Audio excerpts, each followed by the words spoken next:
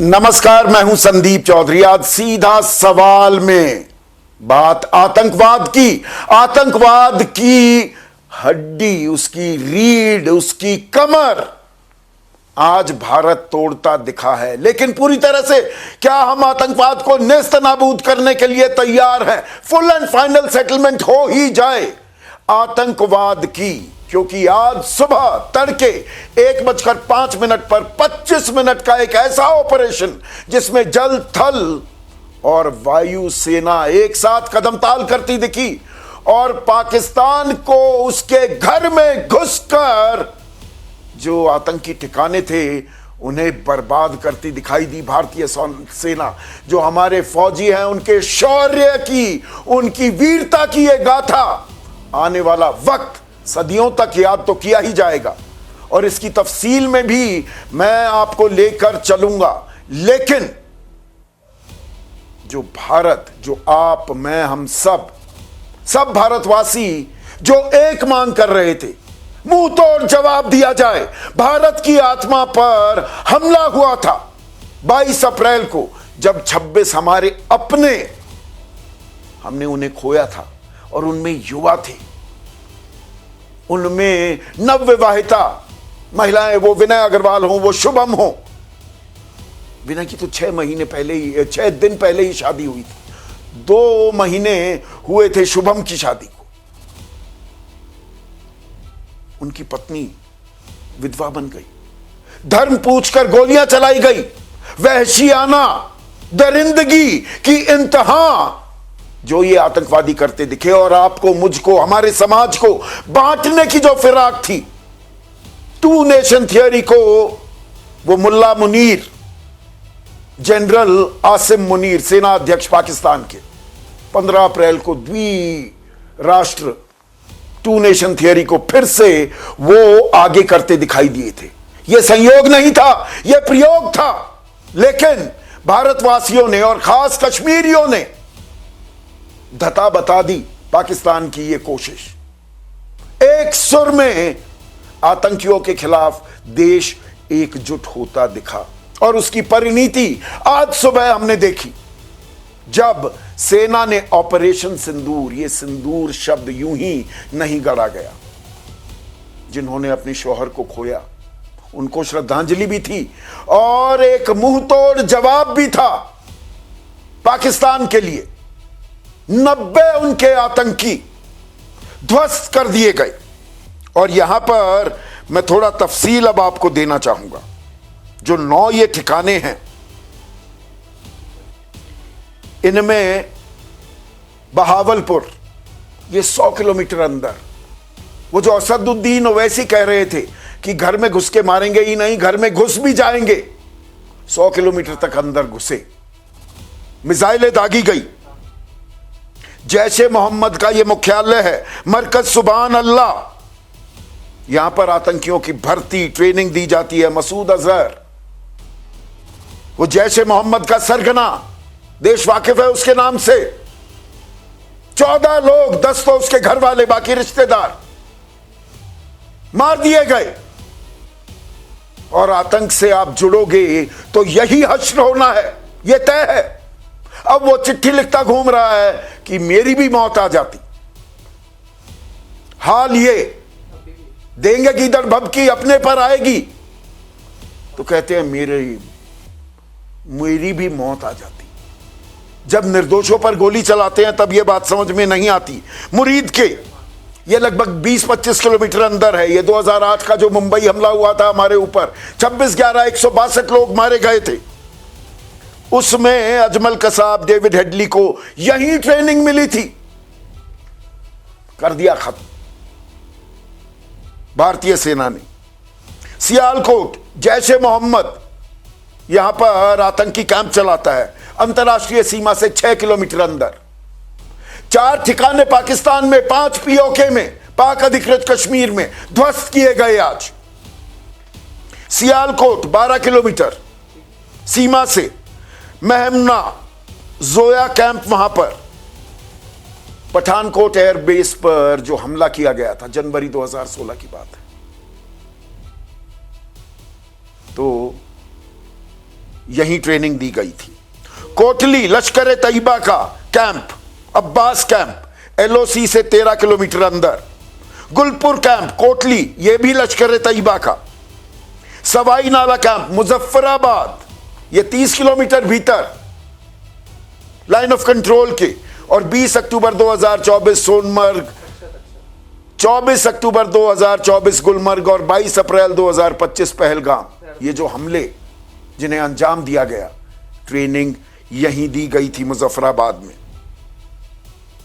और सईदना बिलाल कैंप मुजफ्फराबाद, यहां पर भी आतंकियों को जो हथियार की ट्रेनिंग दी जाती है, इसे भी ध्वस्त कर दिया। और पाकिस्तान बिलबिला रहा है। प्रोपेगेंडा मशीनरी, वो ट्विटर पर फेक न्यूज 5 साल पुरानी, 4 साल पुरानी तस्वीरें बताकर कि ये तो जी आज की तस्वीरें हैं, ये आलम हो गया है। उनके उप प्रधानमंत्री कोरा झूठ परोसने पर आमादा हो रहे हैं, क्योंकि पोल खुलती दिखाई दे रही है पूरी दुनिया के सामने। एक चीन छोड़ दीजिए, एक तुर्की, उसके अलावा एक भी मुल्क पाकिस्तान का साथ देता नहीं दिखाई दे रहा है, because Pakistan stands exposed today. और भारत ने जो एकजुटता दिखाई, उसकी एक तस्वीर अब आपके सामने मैं पेश करना चाहूंगा। आज जो दोपहर को भारतीय सरकार की तरफ से जो प्रेस कॉन्फ्रेंस हुई, और इस प्रेस कॉन्फ्रेंस को विक्रम मिस्री जो हमारे विदेश सचिव हैं, उन्होंने संबोधित किया। उनके दाहिनी ओर कौन बैठा था या बैठी थी? कर्नल सोफिया कुरैशी। और बाईं ओर बैठी थी विंग कमांडर व्योमिका सिंह। अब यहां मुझे बताने की जरूरत नहीं दाहिने में कौन, बाएं कौन।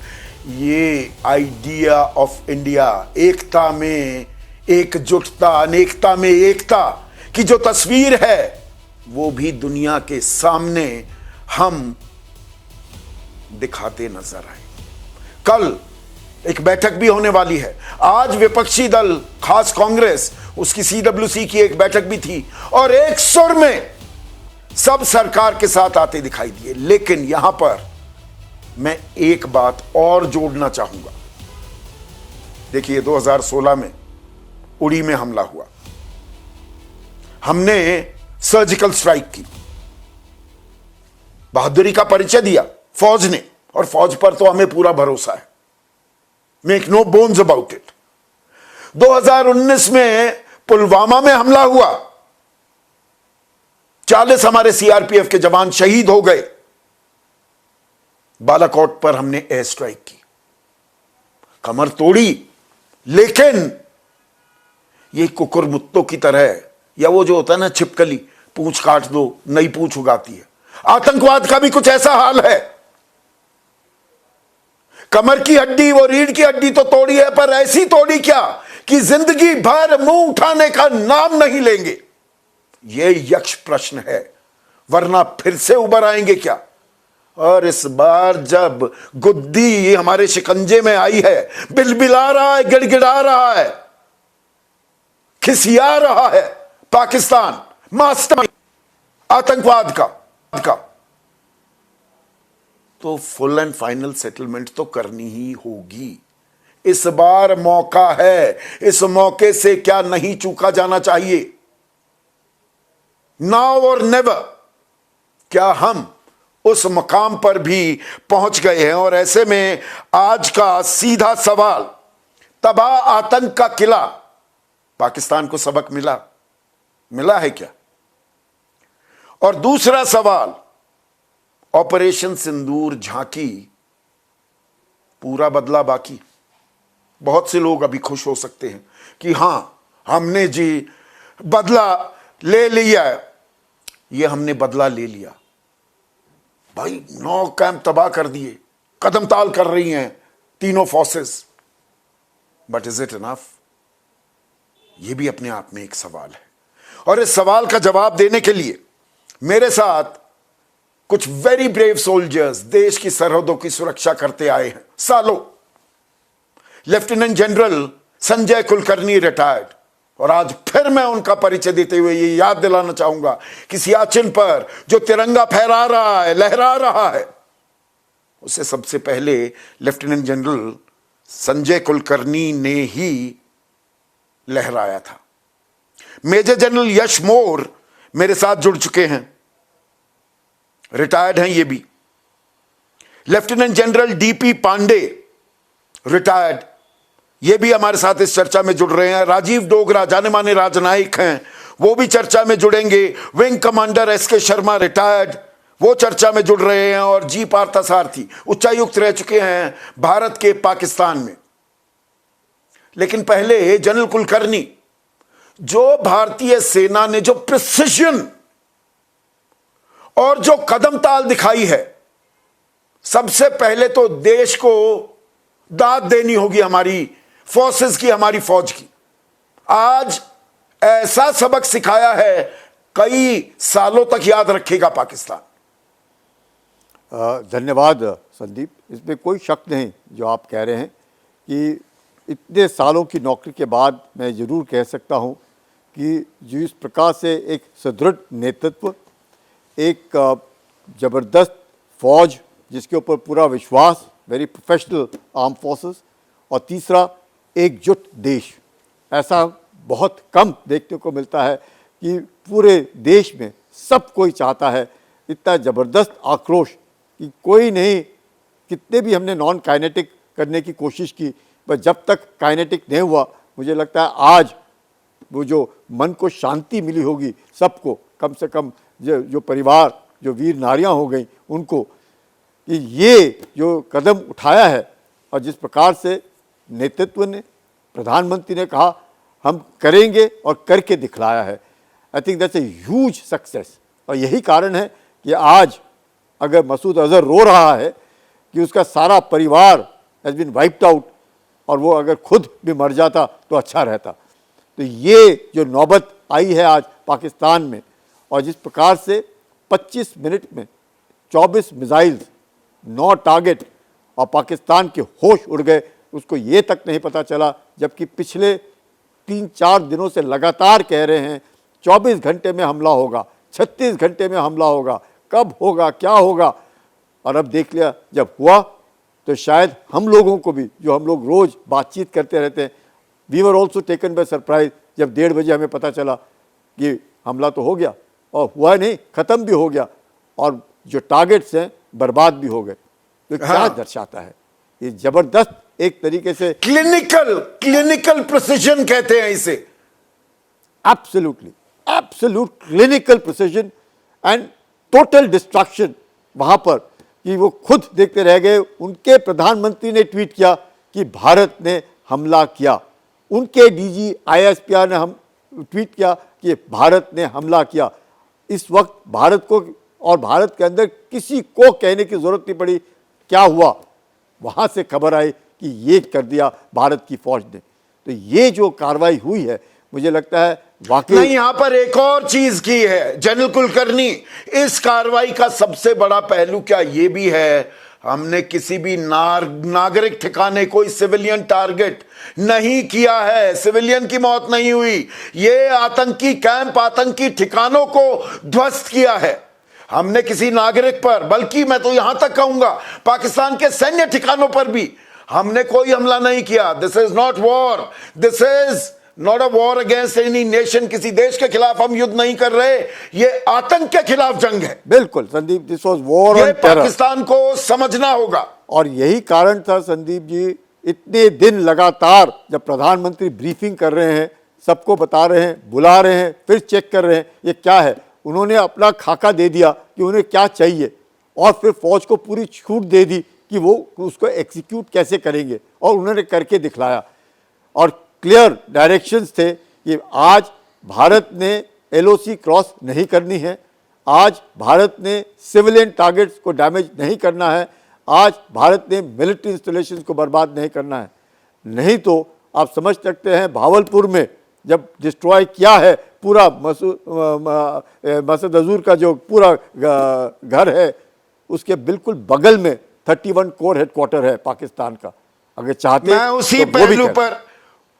उसी पहलू पर आना चाहूंगा जी। कैप्टन आलोक बंसल भी हमारे साथ जुड़ चुके हैं, और captain Alok Bansal he is one of the foremost experts on Pakistan. Captain Bansal, देखिए जो बात अभी जनरल कुलकर्णी भी कह रहे थे, अगर हम इन 9 ठिकानों की तफसील में जाएं तो ये मरकज सुभान अल्लाह बहावलपुर 100 किलोमीटर अंदर है, 100 किलोमीटर, और अंतर्राष्ट्रीय सीमा से जैश ए मोहम्मद का मुख्यालय भी है। और वहां जो 14 लोग मारे गए उसमें से 10 मसूद अजहर के घर वाले, अब वो कह रहा है मैं भी मर जाता। मतलब हमारे पास एक्शनेबल इंफॉर्मेशन थी और उसको टारगेट बनाकर हमने कार्रवाई की है। इसमें कोई शक की बात ही नहीं है कि जो हमने 9 ठिकानों पर हमले किए वो बहुत ही महत्वपूर्ण थे। ये सारे आतंक के ठिकाने थे, आतंक की नर्सरियां थी जहां आतंकवादी पैदा होते थे, प्रशिक्षित होते थे। और जो बहावलपुर में हमने जो हमला किया, जो मेरी वहां से इंफॉर्मेशन है, 4 धमाके हुए और पूरा का पूरा करीब करीब जो इंफ्रास्ट्रक्चर था इनका, मसूद अजहर का, जैश ए मोहम्मद का मुख्यालय था, वो पूरा डिस्ट्रॉय हो गया। 14 नहीं, उससे भी ज्यादा लोग मरे हैं, लेकिन 14 लोग जो महत्वपूर्ण है उसमें 10 इनके परिवार के सदस्य और 4 इनके करीबी दोस्त हैं। उसके अलावा कई प्रशिक्षण ले रहे आतंकवादी और कई प्रशिक्षक भी उसके अंदर, ऐसा सुना है कि हताहत हुए हैं। इसके अलावा मुरीदके के अंदर, और बहावलपुर जो है सबसे डीप स्ट्राइक थी हमारी, करीब 100 मील अंदर अंतरराष्ट्रीय सीमा से। तो यह हमारी पहुंच दिखलाता है कि हम कहां तक हमला कर सकते हैं, क्या कर सकते हैं। इसके अलावा 3 और जगह पंजाब में हमले किए गए। तो जो प्रधानमंत्री कह रहे थे, तो कैप्टन बंसल, जो प्रधानमंत्री ने कहा था कि ये आतंकी जहां भी छुपे हों, दुनिया के किसी कोने में जाकर छिप जाएं, हम चुन चुन कर पकड़ कर मारेंगे, वही करती हुई आज भारतीय सेना दिखाई दी। इसमें कोई भी शक की बात नहीं है कि हमने दुनिया को दिखा दिया और जो हमने कहा था वो करा। हमने कहा कि जो आतंक की घटना हुई है, जो बहुत ही निंदनीय घटना थी, बहुत ही अबोरेबल थी, उसका हमने कहा था कि हम जो इसके लिए जिम्मेदार हैं हम उनको छोड़ेंगे नहीं, और हमने वही किया। हमने आतंकवादियों के ठिकानों पे हमले किए, हमने वो आईएसआई हैंडलर्स जहां पे रहते थे, प्रशिक्षित करते थे, उन पे हमला किया। पर उसके अलावा हमने कोई सैन्य ठिकाने पे हमला नहीं किया, किसी ऐसे ठिकाने पे हमला नहीं किया जो पाकिस्तान के लिए आर्थिक या भूसामरिक दृष्टि से महत्वपूर्ण हो, लेकिन उसके आसपास ही थे। हम वो चाहते तो वो भी कर सकते थे, पर भारत की मंशा पाकिस्तान के आवाम को नुकसान पहुंचाने की नहीं थी, ना ही इस युद्ध को और आगे बढ़ाने की थी।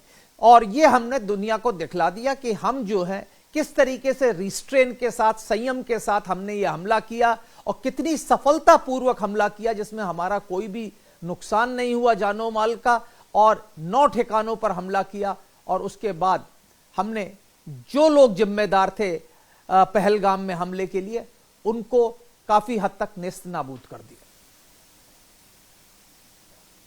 नहीं, पर यहां पर थोड़ा सा रन मी थ्रू ये डिटेलिंग थोड़ा समझाइए जनरल यशमोर, देशवासियों को भी। 1:05 पर यह कार्रवाई ऑपरेशन सिंदूर को अंजाम देने की प्रक्रिया शुरू होती है।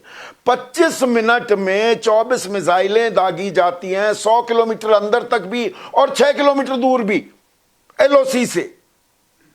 ये किस तरह की प्लानिंग होती है? 25 मिनट में होश फाख्ता हो गए थे पाकिस्तान के। ये किस तरह से हम या आप लोग दरअसल प्लानिंग करते हैं? थोड़ा सा run me through this. Sandeep, पहली बात तो धन्यवाद। पहली बात तो ऐसे पैनल में बैठना और आपके साथ आज की शाम ऑप सिंदूर की ये जो है सफलता देखना, अपने आप में बहुत ही फख्र का दिन है आज हमारे लिए। और मेरा सैल्यूट है हमारी लीडरशिप को, चाहे वो पॉलिटिकल लीडरशिप हो, डिप्लोमेटिक लीडरशिप हो और हमारी मिलिट्री लीडरशिप हो। मैं हमेशा कहते आया हूं, trust your leadership, they will deliver, they will deliver. तो कमाल की बात क्या है कि ये मॉक ड्रिल हुई। लोगों ने सोचा अभी तो भारत वाले मॉक ड्रिल करेंगे, ये घबराए हुए हैं। दूसरी खबर ये आई कि जो है रशिया में जो विक्ट्री परेड है उसके बाद कोई एक्शन होगा। तो सारा का सारा इस दौर में जब ट्रांसपेरेंसी है बैटलफील्ड में, सारी दुनिया की सैटेलाइट देख रही हैं, हमने शॉक एंड ऑफ करके दिखाया। ये बहुत कमाल की चीज है, बहुत कमाल की चीज है। ऐसे वक्त जब भारत पाकिस्तान में लोग सो रहे थे और सोच रहे थे कल तो मॉक ड्रिल है, उस टाइम पे ये करना, ये अपने आप में अनप्रेसिडेंटेड है, बहुत जबरदस्त है। एंड रियली यही कमाल। एक अंग्रेज जनरल मोर, एक अंग्रेजी का शब्द है एम्बुश। एम्बुश कर देना मतलब दुश्मन को अंदाजा ही ना हो, इल्म ही ना हो। यहां तो दुश्मन छोड़िए, देशवासियों को भी। भाई आपने बिल्कुल सही कहा कि 7 तारीख मॉक ड्रिल करेंगे जी, सायरन बजेंगे, सब वो तैयारियां कर रहे थे। 244 जिलों में सायरन बजने थे। कंप्लीट एम्बुश, दुश्मन को पता ही नहीं लगा, टोटली अनअवेयर। और संदीप मैं ये बता दूं, क्योंकि मैं psychological warfare, information warfare, hybrid warfare का स्टूडेंट रहा हूं, ये पूरी की पूरी कार्रवाई ने पाकिस्तान की मिलिट्री लीडरशिप को मेंटली, फिजिकली, साइकोलॉजिकली पैरालाइज्ड कर दिया। Paralysed, we have hit the enemy's mind, we have hit the enemy's mind. और वही लड़ाई में जरूरी है कि उनको जो है, उनको समझ में आए क्या हो गया, कैसे रिएक्ट करें। तो ये दूसरी बड़ी चीज है। तीसरी बड़ी चीज यह है, जो मैं हमेशा कहता हूं, पाकिस्तान आर्मी को मैं पिछले 30-40 साल से इसका अध्ययन करता रहा हूं, इनके अफसरान के साथ मैंने नौकरी करी है, मैंने इनको असलियत में देखा हुआ है, इनमें फुकरापंती कितनी है और दम कितना है। आप देख लेना, ढाका में मेरे साथ थे, वहां जो है ये मेरे पैरों को हाथ लगाते थे कि सर आप जैसा हमने अफसर नहीं देखा, क्योंकि इनको मैंने इनकी जगह दिखाई, प्रोफेशनली, स्पोर्ट्स में, सोशली, हर जगह। अब आते हैं मुद्दे पे, हमने क्या करना है। बड़ी चीज क्या है कि पाकिस्तान का अवाम ये समझे कि जब तक तुम्हारी फौज, ये वही फौज है जो 71 में इनकी फजीयत हुई थी, 78 में ये दोबारा पावर में थे, उसके बाद इनकी सियाचिन ग्लेशियर में फजीयत हुई, और ये फिर पूरे देश ने देखा कैसे इनका हाल हुआ। 99 में 26 साल पहले मुशर्रफ ने किस प्रकार अपने देश का बेवकूफ बनाया, मियां नवाज शरीफ का बेवकूफ बनाया, और कितने उनके हजारों बच्चे मारे गए, वो फिर पावर में रहे। तो जब तक पाकिस्तान की आवाम, जब तक पाकिस्तान की पॉलिटिकल डिस्पेंसेशन ये फौजियों के पर नहीं कतरेगी, ये फ्यूडल आर्मी है, ये आर्मी, इनके दिमाग खराब है, खासतौर पे ब्रिगेडियर ऊपर, और आसिम मुनीर जैसे जो लोग हैं जो अपने आप को हिफाजे कुरान पता नहीं क्या क्या कहते हैं, उसने जो दोबारा से रेडिकलाइज करने की कोशिश की है आर्मी को। नेवी एयरफोर्स पहले के रेडिकलाइज्ड है, ये मैं बता दूं आपको, पाकिस्तान नेवी, पाकिस्तान एयरफोर्स उनकी आर्मी से ज्यादा रेडिकल है। ये लेकिन जनरल मोर देखिए, ये तो पुरानी कहावत है ना, सब जानकार मानते हैं कि पाकिस्तान 4 रेस चलाते, पहले 3 ए होते थे कि अल्लाह, आर्मी और अमेरिका, फिर अरबिया भी आ गया। तो ये तो पाकिस्तान की एक हकीकत है, और हकीकत ऐसी, अब तो ख्वाजा आसिफ हो, उनके वो बिलावल भुट्टो, वो भी बिलबिला रहे हैं कि जी हमें तो बांध दिया, ये आतंक को हम पाल पोस रहे थे 30 साल से, हम तो फंस गए। ये तो पहली बार वहां के जिम्मेदार बड़े कद्दावर नेता ये मान रहे हैं कि पाकिस्तान में फल फूल रहा है आतंकवाद, उनके ट्रेनिंग कैंप। ये तो उनकी तरफ से ओपन एडमिशन हो रहा है। और एक और चीज बताऊं संदीप, अब मौका है जो बलूच लिबरेशन आर्मी के फाइटर हैं और तहरीके तालिबान पाकिस्तान, इनने जीना हराम करके रखा हुआ है पाकिस्तान का मिलिट्री ऑफिसर मुझे कहता है, सर मैं क्या बताऊं, हमें अगर क्वेटा से कराची आना होता है तो कार के अंदर एक हथियार रखना पड़ता है, सेफ नहीं है। ये कितने साल पुरानी बातें हैं। तो उनकी जो इतनी इनसिक्योरिटी है, मैं बार बार कहता हूं पाकिस्तान आर्मी इनसिक्योर, ये सबसे डरा हुआ इंस्टीट्यूशन है उनके देश के अंदर। सामने लोग इनसे डरते हैं, पीछे इनकी भयंकर बेइज्जती करते हैं, इनको कोई देख के राजी नहीं है पाकिस्तान के अंदर। अब वो टर्निंग पॉइंट है, टर्निंग पॉइंट हो सकता है, उग्रवाद भी खत्म हो सकता है, और इनकी पाकिस्तान आर्मी को भी बैरक के अंदर वापस जाके इनको ठीक किया जा सकता है, बशर्ते पाकिस्तान का अवाम जागे। यही अगला बड़ा सवाल है जनरल मोर। नहीं, पाकिस्तान के अवाम की बात अभी हम दरकिनार करते हैं, उनको अभी साइड में रखते हैं। अभी तो बात जो मास्टरमाइंड हैं, जो पालते पोसते हैं इस आतंकवाद को, जिन्हें आईना दिखाया है। आज हमारी सेना ने, जनरल डीपी पांडे मेरे साथ जुड़ गए हैं। जनरल पांडे, देखिए हमने उड़ी में सर्जिकल स्ट्राइक की, पुलवामा के बाद हमने बालाकोट एयर स्ट्राइक भी की। लगा पाकिस्तान सुधरेगा, पर उसकी पूंछ सीधी होने का नाम नहीं ले रही है। आज भी जो हमारी सेना ने किया, और वो काबिले तारीफ है, कमाल की क्लिनिकल प्रिसिशन। आपके आने से पहले हम ये चर्चा कर रहे थे, जल थल वायु सेना कदम ताल करती दिखी। लेकिन फुल एंड फाइनल ट्रीटमेंट करने का वक्त आ गया है। क्या ये 9 जगह हमने तबाह कर दी, ध्वस्त कर दिए, होश फाख्ता है पाकिस्तान के। लेकिन जब गर्दन आई है हमारे शिकंजे में, this not the time to let go, उसको रगड़ देना है। क्या आपके विचार क्या है? देखिए, विचार तो अच्छे हैं, रगड़ देना चाहिए, मगर उसका भी एक तरीका होता है। और हर चीज काइनेटिक फोर्स के थ्रू नहीं करी जाती है। आज की तारीख में जो ये एक मैसेजिंग था, एक रिक्वायरमेंट थी हमारे देश की, जो बदला लेने की चीज थी, वो हमने अचीव कर ली है। मगर इसके आगे जाना है, उसके और भी तरीके हैं। मुझे यकीन है कि गवर्नमेंट इसके ऊपर काम कर रही है। Everything can not be done by war, but we have to be prepared. मैं ये नहीं कह रहा कि हमें तैयार नहीं होना चाहिए, हमें अप्लाई नहीं करना चाहिए, बट मैं ये भी बताना चाहता हूं कि हमारे पास और तरीके नहीं हैं। नहीं जनरल पांडे, हमने वॉर किया ही नहीं। हमने नहीं नहीं जनरल पांडे, हमने सेना पर, पाकिस्तानी सैन्य ठिकानों पर हमने कोई निशाना नहीं साधा। हमने किसी भी सिविलियन इलाके में कोई मिसाइल नहीं दागे हैं। हमने तो आतंकियों के ठिकाने ध्वस्त किए हैं। This can not be called an act of war at all. So it is not an act of war and it should remain, because आज जैसे आप लोग पहले भी बात कर रहे थे, मैंने अभी थोड़ी देर पहले सुना, आज पाकिस्तान आर्मी की जो लीडरशिप है वो काफी आइसोलेटेड है, राइट? हर तरीके से पॉलिटिकली है, पॉपुलेशन की तरफ से है, उनके ऊपर रीलें बन रही हैं। वो जब अपने पैर पे कुल्हाड़ी खुद ही मारती चली जा रही है, हमें थोड़ा सा अनेबल करना है। जो एक ये बेट है, जो इसने बेट भेजा है कि आप हमको आओ, मारो, हमसे लड़ाई करो, वो हमें करने के लिए तैयार होना चाहिए। बट हमें वो शायद लगता है कि अभी it's too soon to take the bet, because अगर आपने ये बेट लिया, ये पूरा देश एक इस्लाम के झंडे के नीचे इकट्ठा हो जाएगा। आज वो टूट रहा है, हमें उसको टूटने में अनेबल करना है, या उसको कंट्रोल करना है, या उसकी जो स्ट्रेटेजिक ओरिएंटेशन है वो चेंज करना है।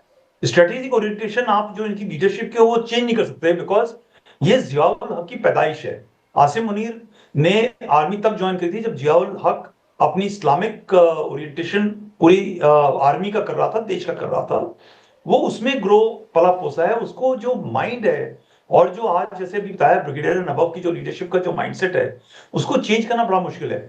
मगर जो नीचे के लेवल के ऊपर है, जो जवान है, जो पाकिस्तान की जनता है, वो आज एक स्ट्रेटेजिक रूप के ऊपर काफी उनसे प्रताड़ित है, और वो वोकल हो रखी है इंस्पाइट ऑफ जो एक पर्च होता है, जो वहां पर आईएसआई का, जो उनकी इंटेलिजेंसीज का जो एक रुतबा है, जो पर्च करने का है थ्रू मुल्कों के साथ मिलके और कई तरीकों से, वो भी अभी धीरे धीरे फेल होता दिख रहा है। आप जब एक मिलिट्री फोर्स अप्लाई करेंगे बाय कंपल्शन, ये जो गांव है जो बसा हुआ है, वो तुरंत इकट्ठा होने लगेगा और वो पट्टे में मुश्किल हो जाएगी। आज हमको यही चीज को अनेबल नहीं, करना ये है, जो आप कह रहे हैं, ये उसके शॉक ट्रीटमेंट हमने दे दी, अभी इसे आगे और बढ़ाने की जरूरत नहीं है। पर पाकिस्तान, मैंने एक वो छिपकली का भी उदाहरण दिया कि पूंछ काट दो, वो दोबारा से उसकी पूंछ आ जाती है। ये आतंकवाद की जो गर्दन हमने दबोची है, इसको छोड़ देना चाहिए क्या? नहीं नहीं, इसको नहीं छोड़ना चाहिए। देखिए, आतंकवाद आज आपने जब हिट किया है बहावलपुर और मुरीदके के अंदर, वो एक बड़ा मैसेज है।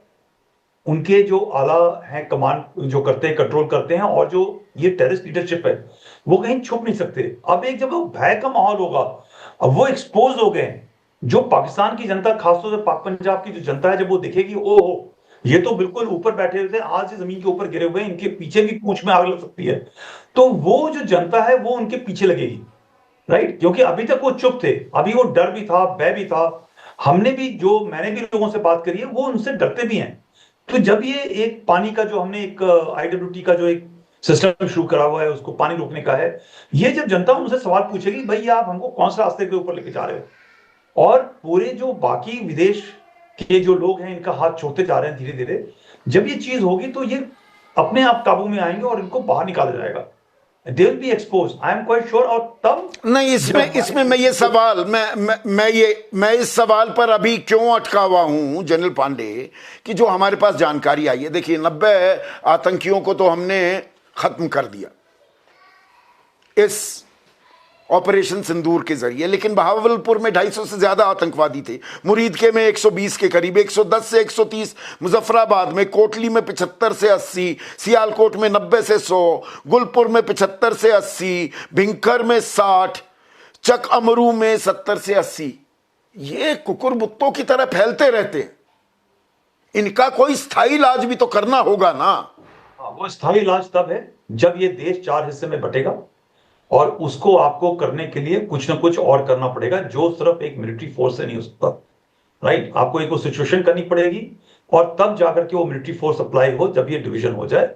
आज वो डिवीजन की कगार पे है अपने आप, वो हमें थोड़ा सा एक एम्पावर इनेबल करना है। वो मुझे लगता है कि अगले कुछ समय के अंदर ये चीज होने की संभावना है। वी हैव टू जस्ट मैं आपको फिर से लाइन बताऊं जो मैंने वहां पे भी आपके सेमिनार में बोली थी।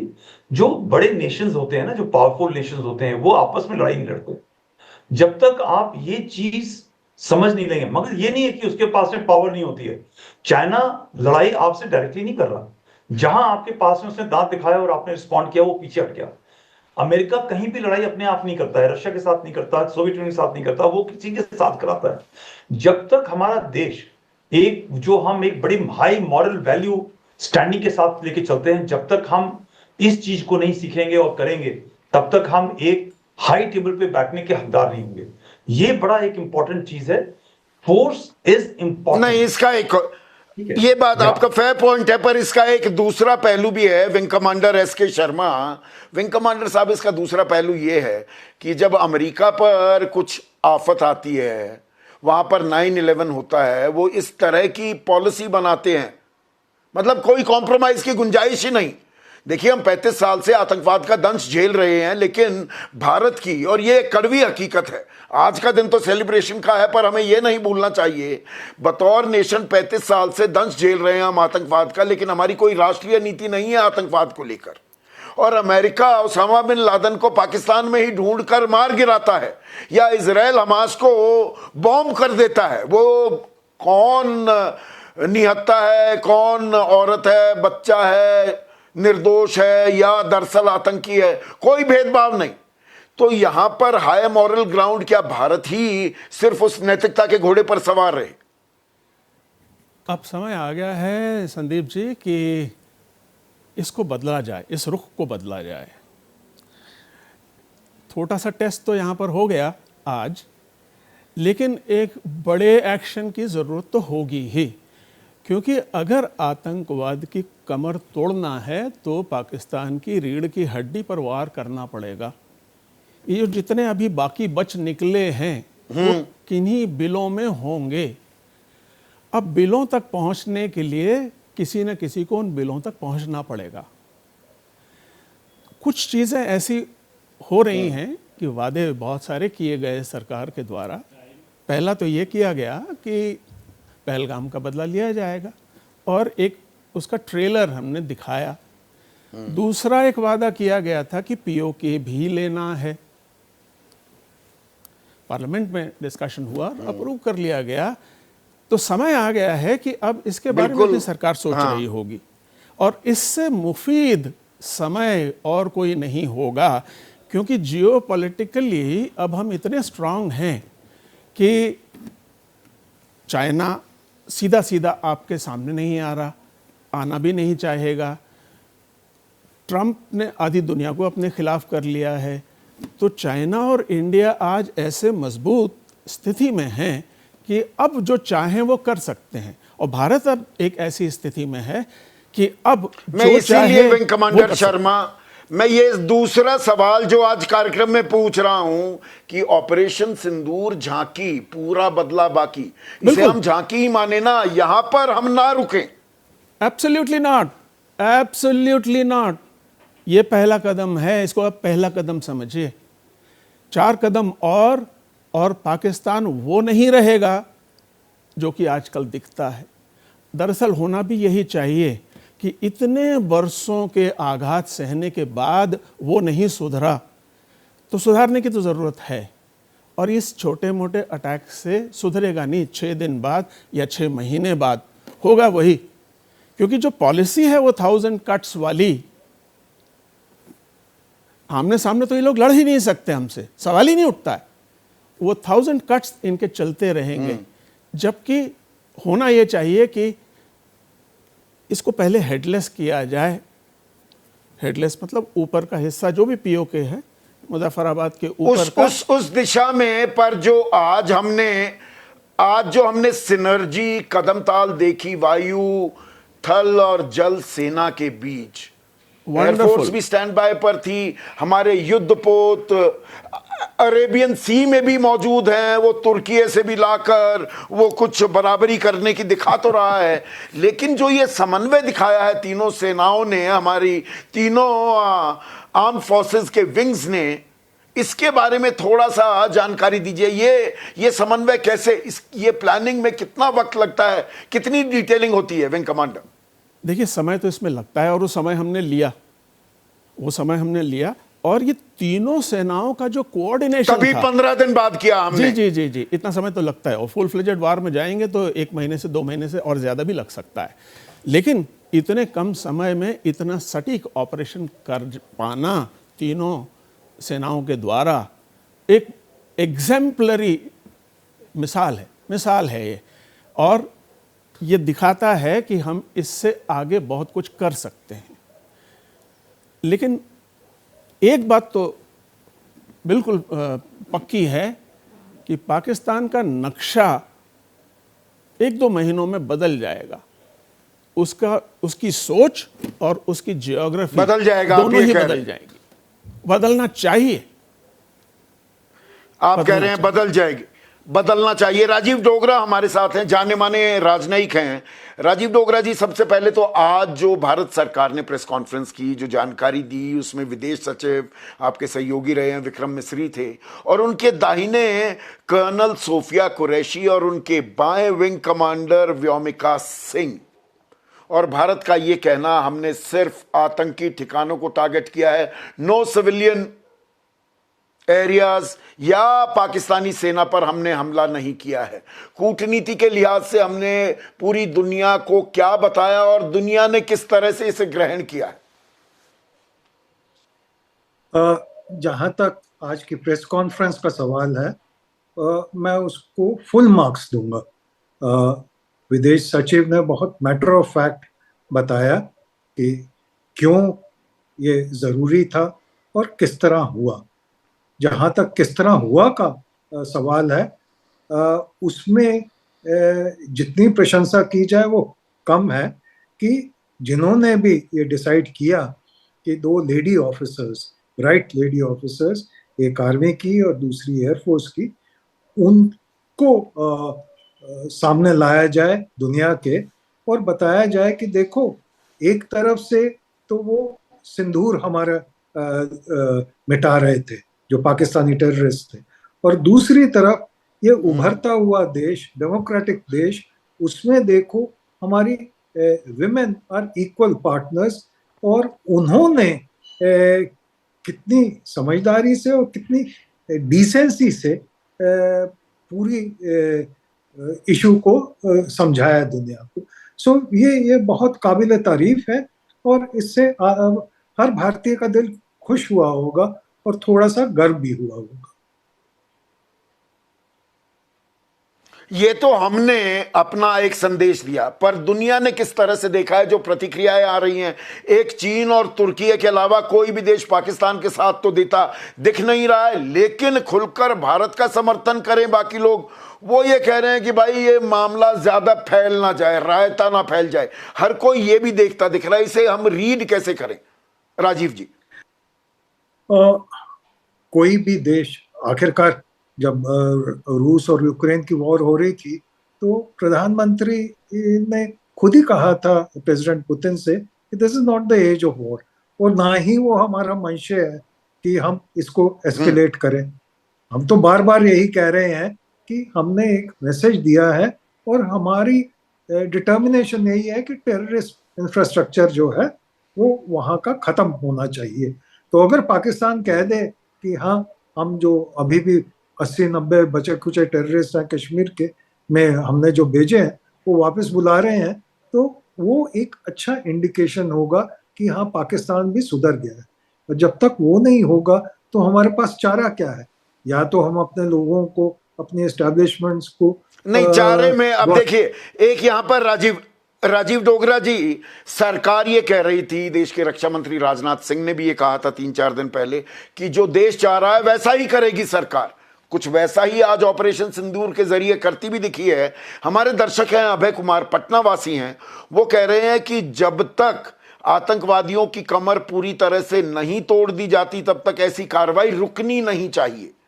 पर क्या कूटनीति का तकाजा या अंतर्राष्ट्रीय है जो रिश्ते होते हैं अंतर्राष्ट्रीय पटल पर, ये नहीं कि आप अंधाधुंध ये काम करने लगें। आज हमने क्लिनिकल प्रिसिशन से 9 आतंकी ठिकानों को नेस्तनाबूद तो किया है, क्या हम इसे जारी रख सकते हैं या वेट एंड वॉच की पॉलिसी होगी? अब ये कह रहे हैं नहीं, ये इसे हमें जारी रखना चाहिए। देखिए, वेट एंड वॉच की तो पॉलिसी अब नहीं रही। जब से इंडस वाटर ट्रीटी को हमने सस्पेंड किया है, वो एक बहुत बड़ी पनिशमेंट है पाकिस्तान के लिए, क्योंकि ये भी हमको सोचना चाहिए कि अभी ये सोइंग सीजन है काफी वाइटल क्रॉप्स का, और अगर पानी की समस्या हो गई पाकिस्तान में तो भूखे मरेंगे वो लोग। सो जारी तो है, और पाकिस्तान की पब्लिक के ऊपर जब प्रेशर पड़ेगा तो वो भी आर्मी के अगेंस्ट, अपनी आर्मी के अगेंस्ट होना शुरू हो जाएंगे। वैसे भी हैं, पर पानी अभी हम कितने दिन तक रोक सकते हैं? वो डीसिल्टिंग के लिए रोका है, ये भी देखना होगा, क्योंकि बांध बनाना ऐसा तो है नहीं कि कोई जादुई छड़ी हमारे पास है हम बांध बनाने लगेंगे। लेकिन शैलेश सागर हैं, राजीव जी हमारे दर्शक, ये धनबाद वासी हैं, झारखंड में रहते हैं, ये कह रहे हैं अब हमारी कोशिश, और ये दरअसल आपके लिए ही सवाल है, पाकिस्तान को एक गैर जिम्मेदार और आतंकवाद पोषित देश घोषित करने की होनी चाहिए। FATF की ग्रे लिस्ट में भी डालें, IMF से उसके पैसे रुकवा दें और उसे आतंकवाद को पोषित करने वाला देश घोषित करने का दबाव बनाना शुरू करना चाहिए क्या भारत को? ये अच्छा सवाल है, और FATF और IMF जहाँ तक सवाल है उसके लिए सरकार आगे से ही कोशिश कर रही है पिछले कुछ दिनों से। और जहाँ तक घोषित करना एज ए टेररिस्ट स्टेट, मेरे को लगता है समय अब आ गया है। काफी देर से इसके ऊपर चर्चा हो रही थी कि भारत क्यों नहीं पहल करता, तो अब ये समय आ गया है कि अगर पाकिस्तान नहीं मानता तो हमको पहल करनी चाहिए और पाकिस्तान को टेररिस्ट स्टेट घोषित करना चाहिए। उसके बाद दूसरों से हमको अपेक्षा करनी चाहिए कि शायद वो भी कभी ना कभी इसको टेररिस्ट स्टेट घोषित करेंगे। तो अच्छा सवाल किया आपके दर्शक ने। यहां पर एक और सवाल है जी, एक और सवाल है।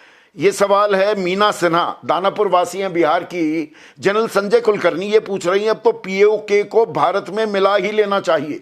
जब 5 आतंकी ठिकाने हम नेस्तनाबूद कर सकते हैं POK में, और POK तो हमारा है, और पाकिस्तान वो आंखें तरेरता दिखाई दे रहा था या गीदड़ भभकी दे रहा था। हम जी 1972 के शिमला समझौते को नहीं मानते, मतलब द्विपक्षीय नहीं है मामला, LOC को भी नहीं मानेंगे, तो हम क्यों मान रहे हैं?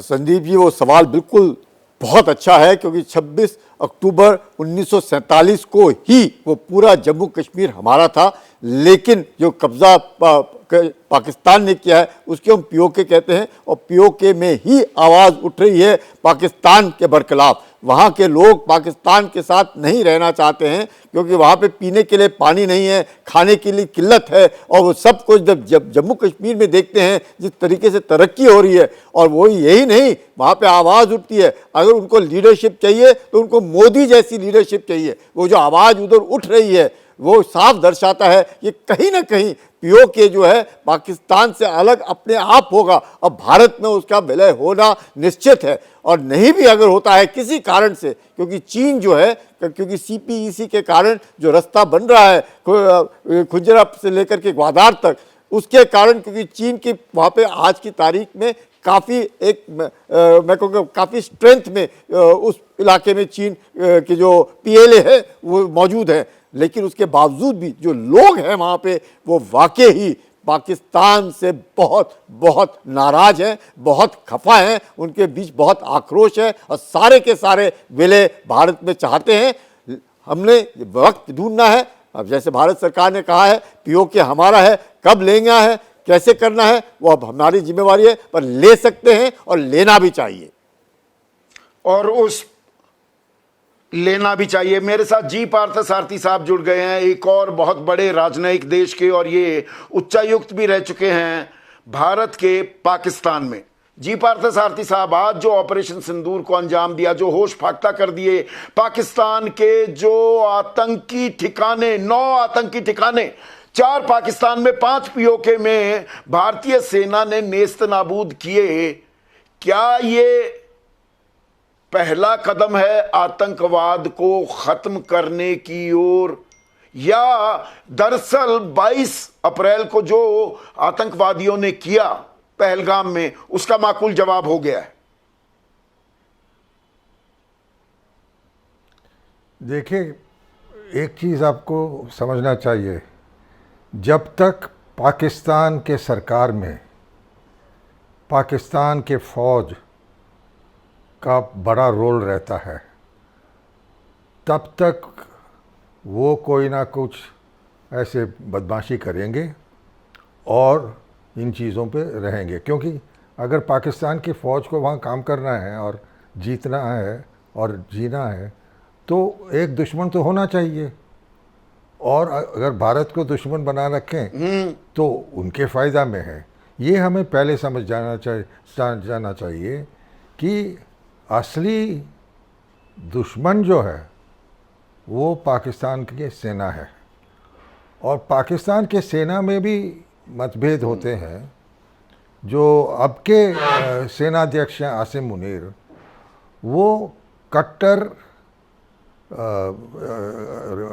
मुसलमान बनना चाहते हैं और भारत के खिलाफ पहले दिन से वो बोलते आए हैं।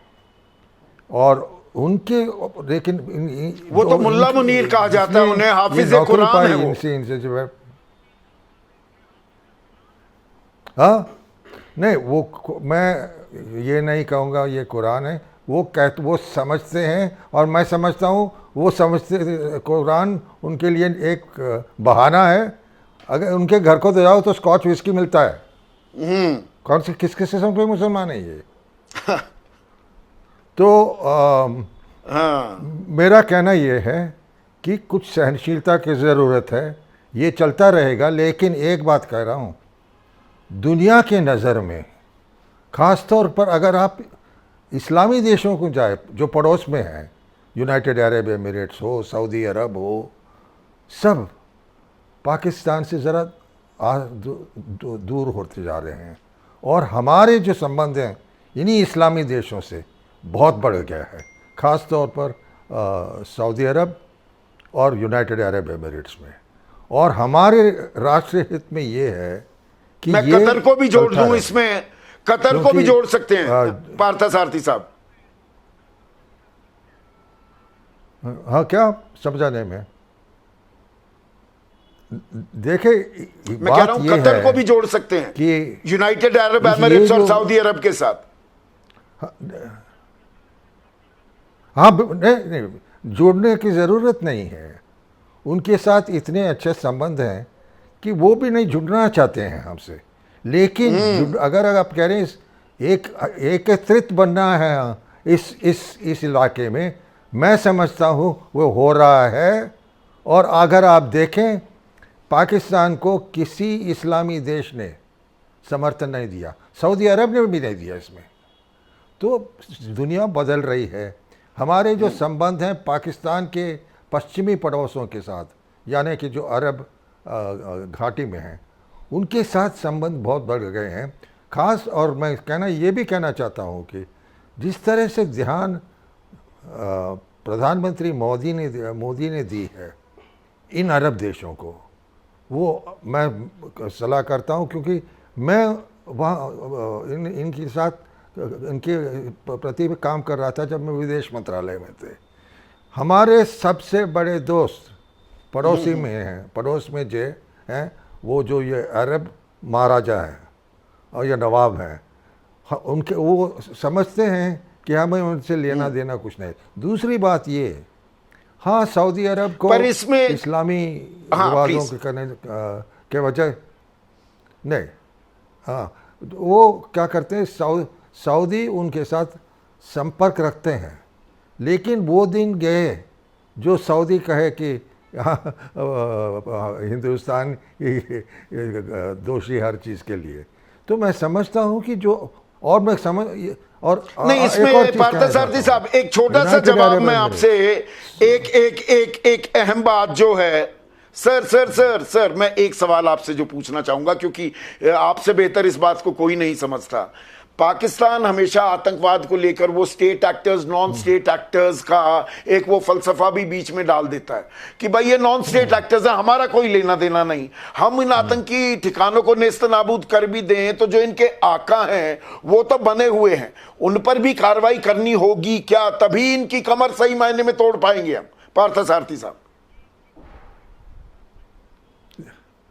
भाई, वो कहते हैं अंग्रेजी में Rome was not built in a day, कि एक शासन है वो एक दिन में नहीं बनता और एक दिन में नहीं टूटता। लेकिन पाकिस्तान, एक बात समझ लीजिए, बहुत ही कमज़ोर है आर्थिक तौर से, भिखमंगा बन गया है दुनिया में। तो इन पर हमें आर्थिक दबाव है जो उसे जारी रखना पड़ेगा। वो करेंगे हम वर्ल्ड बैंक में, दूसरी जगह, बट अगर ये इसी स्थिति में हैं तो दबाव बनाते रहना होगा। बहुत बहुत शुक्रिया पार्थसारथी साहब। एक आखिरी सवाल यशमोर साहब, 30 सेकंड आपको मैं देना चाहूंगा। आतंकवाद के साथ हिंदू मुस्लिम के बीच में दरार पैदा करने वाले नफरतियों का भी खात्मा होना चाहिए। सूरजपुर वासी हैं छत्तीसगढ़ के अफरोज खान ये सवाल पूछ रहे हैं। हमें ये चीज भी देखनी होगी, ये पाकिस्तान जो टू नेशन थियरी को बढ़ावा देने की और भारत में हिंदू मुसलमान उन्माद फैलाने की कोशिश थी, जनता ने तो जवाब दे दिया, पर नफरती चिंटुओं को भी बढ़ावा नहीं मिलना चाहिए। संदीप, आपने मेरे दिल की बात पूछ ली। मैं तो हर रोज सर्विस में था, तब भी रिटायरमेंट के बाद तब भी मेरा ये जिंदगी की एक जो है मंजिल है कि मैं कैसे नौजवानों को जो है जोड़ के रखूं देश के। ये जो लोग जो ये नफरती चिंटू हैं, जो ट्रोल आर्मी है, जो बेहुदा हरकत करते हैं, वो लोग पाकिस्तान के एग्जैक्टली जो चाहते हैं उग्रवादी वो करते हैं। जो हमारी मिसेस नरवाल के साथ लोग जो कर रहे थे, बहुत ही बेहुदी हरकतें। अब मौका है, हमारे देश का मुसलमान, मैंने हमेशा कहा है, बहुत ही पैट्रियोटिक है। उससे क्यों सर्टिफिकेट मांगते हो रोज, क्यों उससे सर्टिफिकेट मांगते हो? आज आपने देखा है ये सर्टिफिकेट बंद होने चाहिए। पाकिस्तान की पोल खोल हो रही है, पाकिस्तान पर दबाव बन रहा है, वो दबाव हमें लगातार बनाना होगा और ये कमर तो तोड़नी होगी आतंकवाद की। ये state actors non state actors ये सब तमाशा हमेशा के लिए खल्लास तो करना ही होगा।